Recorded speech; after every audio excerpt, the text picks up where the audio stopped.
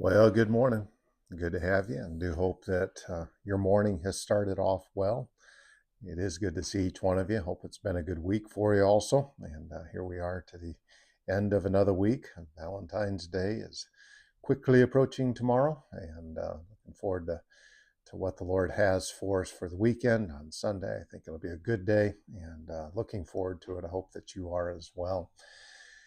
Well, I want to look into our study here this morning in Second Peter chapter 2, and really for the majority of the remaining part of the chapter, Peter is going to describe for us the uh, false teachers and give us some characterizations of them. And the Bible tells us, Jesus himself said it in Matthew chapter 7, that by their fruit you will know them. And so there are certain evidences that we're going to be able to put our tests to, and be able to see, okay, well, this is what is going on, and this is what the Bible says. And it obviously necessitates then that I'm exercising discernment. I'm going based on observations. There's a judgment that is made. There are decisions that are going to be rendered that I'm going to look at and say, okay, well, this is consistent with a false teacher. Well, in this morning's text, and I kind of forgive, I know we're breaking some of these at some very awkward points. The original language has some very long sentences in Second Peter chapter 2, and so we're kind of breaking it where I think is a good break for us. But what we're looking at here this morning is that these individuals are filled with arrogance and boldness. And I don't know, there's some things that really bother me in life when a person is arrogant and entitled. Man, that just drives me crazy. It's like, okay, well, I owe you this because you think I owe you this. And we have an arrogant and entitled culture. So many of the young people's icons in sports are entitled brats. Okay. I mean, that's just the reality of it. And this is what we idolize. This is what we look up to. And it drives me insane. Now, on a spiritual side, what we're dealing with are some individuals that are just arrogant. And this arrogance comes out in how they conduct themselves. And so let's look at what the text says. Verse number 10 says, but we started last time, chiefly them that walk after the flesh, lust of uncleanness, and despise governments. Okay, so now, beginning in the middle of verse 10, presumptuous are they. They're self-willed. They're not afraid to speak evil of dignities. That word presumptuous suggests that these individuals are some who are extremely bold, just very bold. They are self willed. In other words, these are individuals that are stubborn, they're arrogant, they're driven by themselves. This is just simply how they function. This next phrase, they're not afraid to speak evil of dignities. That word dignities is actually what it is that is being emphasized. But what it's telling us is, and it seems to be an angelic picture here based on verse number 11, these individuals have absolutely no sense of awe or fear or terror of anything that is majestic. And so I know immediately we're going to think angels, and I understand that the word that is translated dignities is just describes a majestic being. So this doesn't necessarily have to be angels, but it may very well, even in my opinion, include God. But here they are. They will blaspheme those beings that of which they should be fearful. And by the way, it is plural, so it would suggest more than just one. And this is where it starts to kind of get into, okay, so now are we speaking of, uh, you know, angelic beings up in heaven? Are we speaking of fallen angels? And the reason I say that or bring that up is because of verse number 11. Whereas angels, which are greater in power and might, bring not railing accusation against them before the Lord. The angels in heaven then are going to um, serve as a contrast to these false teachers. And it kind of makes me think, okay, well, maybe what is going on then in verse 10 is that they are speaking evil, they're blaspheming, they're slandering demonic beings, but yet that doesn't fit with dignities per se, or majestic beings. There's some mysteries to me. I'm just going to be honest with you. And I didn't take time to just study this all out in detail. And so I'm sure there are some answers that are out there, but this is still kind of an intriguing passage. Here you've got a scene where angels are governed by a terror, they are governed by a fear, and they're not going to bring this kind of railing accusation, this kind of judgmental type of slander or speech against them.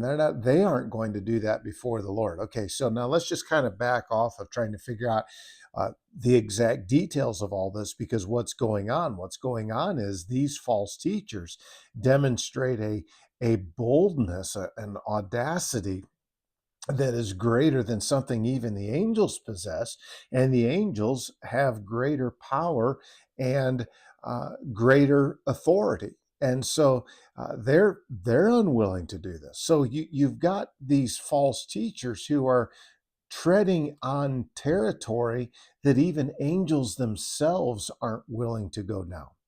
Well, it continues in verse 12, but these, now we're referring back to the false teachers, as natural brute beasts made to be taken and destroyed, speak evil of the things they understand not. Okay, what are we talking about with these brute beasts? We're talking about animals that are incapable of reasoning.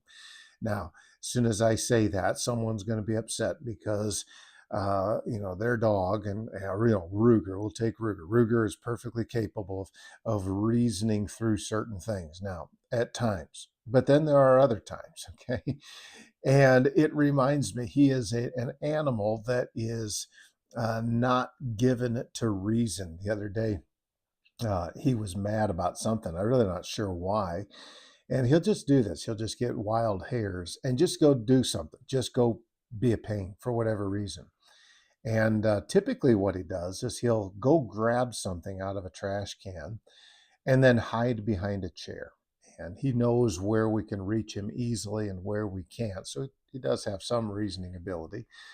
And he was back behind a chair. He hadn't gone anywhere. He was back behind a chair, just crunching away on something. It's like, what in the world is he crunching on? And I couldn't figure it out. And I finally realized he was chewing on the surge protector. And it's like, okay, yeah, well, that's going to hurt. All right. I don't know what else to say. I remember one time he licked an outlet, or licked a plug just loose enough, and that bit him. It's like, okay, well, you big dummy. Okay, that's going to hurt. that's gonna leave a mark. All right. So here you've got animals that, contrary to how some feel, they are incapable of reasoning. They're designed by God to be taken or captured and destroyed or killed. And they're designed to be hunted. Okay. It's okay. All right. And these false teachers are acting like animals that are incapable of reasoning. Now, this does not suggest, and you cannot conclude, that God ordained these guys to eternal destruction in eternity past. That is not at all what the text is telling us. But it says that these individuals speak evil of the things they understand not. They are slandering things about which they are ignorant. Boy, I'll tell you what, that statement right there, I don't want to be one who is characterized by speaking about things in a negative way of which I am ignorant. I challenge you to really guard your speech. Watch what you say. And so many times we get involved in things of which we are ignorant. We're talking about things in ways we should not be talking about. And I'm just going to say, the only thing that you're doing is hindering the cause of Christ and your opportunity to minister. Stay out of those kinds of conversations. But that's not characteristic of these guys. They shall utterly perish in their own corruption. They will face in their own destruction, their own corruption, they are going to face an eternal judgment and shall receive the reward of unrighteousness, the reward that unrighteousness produces, as they that count it pleasure to riot in the daytime. Don't picture people on the street rioting, but just more those who have a boldness and audacity about them to live a wild uh, lifestyle even in the daytime. They don't even try to conceal it at night. And what you find here as you read these verses is these guys are governed by arrogance, not humility. Well, let me close with this. I was studying this morning and my devotions was reading through, and I'm in the book of Leviticus now. And I was reading through uh, sins of ignorance, but when they come to knowledge, when a person now becomes aware that what he is doing is wrong. And as I reflected on that, I thought, okay, well, what is my level of spiritual sensitivity? So when the Lord prompts something in my life that is wrong, how do I respond to that? Well, that response indicates my level of spirituality. It's easy for me to sit here and say, these guys are arrogant. I can't believe them. Okay, well, how do I respond when God prompts me in an area that isn't right? Oh man, sometimes we might have a similar level of arrogance and even defiance at times. What a challenge for us. Thank you so much for being on here this morning. As always, I hope this is a help to you, and looking forward to our weekend. Happy Valentine's Day tomorrow. Sunday, looking forward to a good day as well, and hope you're able to be a part of it, hopefully in person. If not, I understand that. We'll see you online, I hope. All right. God bless you guys. Appreciate you. Have a great day today.